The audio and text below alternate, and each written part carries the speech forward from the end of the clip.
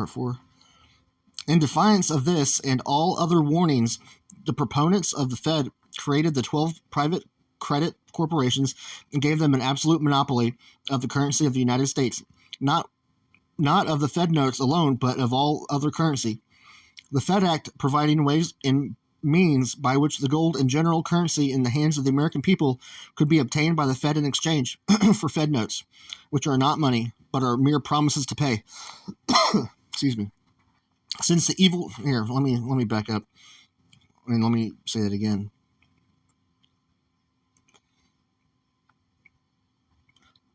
The American people could be obtained by the Fed in exchange for Fed notes, which are not money, but mere promises to pay. So if you look up a note in the law dictionary, a note it's exactly what he says, man. It's an obligation. It's a promise to pay. It's a fucking IOU.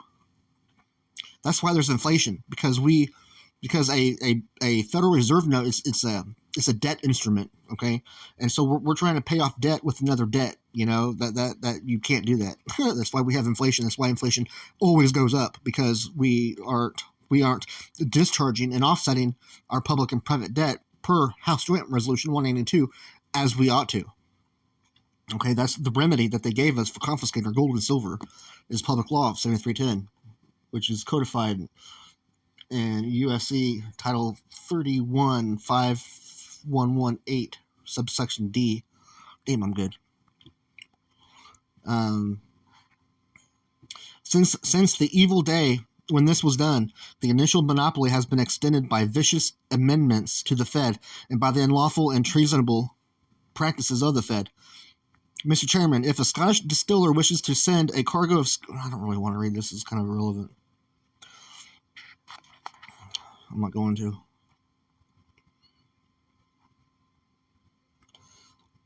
You can pause it if you want. Read it.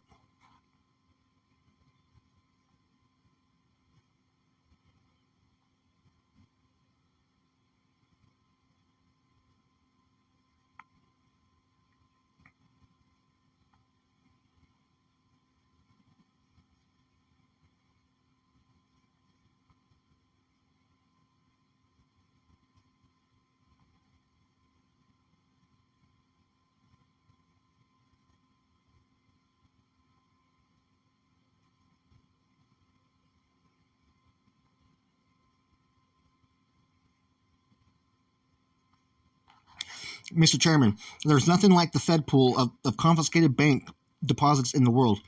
It is a public trough of American wealth in which the foreigners claim rights equal to or greater than Americans.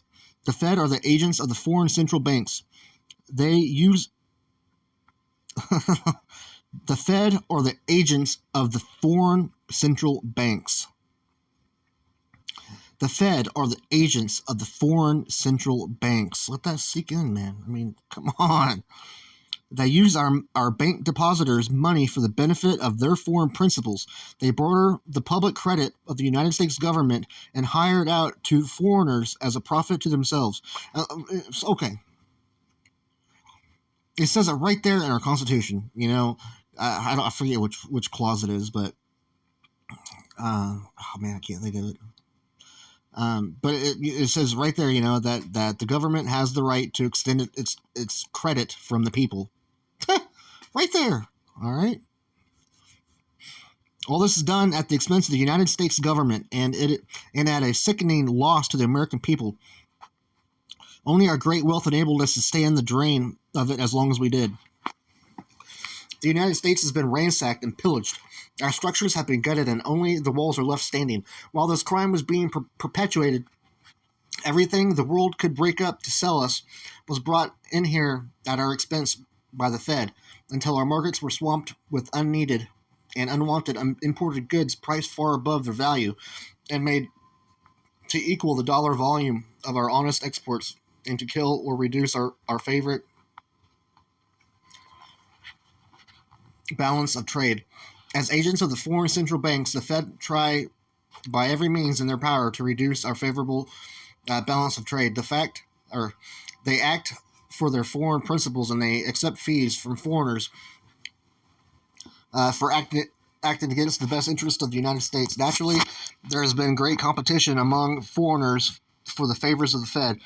What we need to do is to send the reserves of our nation's banks home to the people who earned and produced them and who still own them, and to the banks which were compelled to surrender them to predatory interests.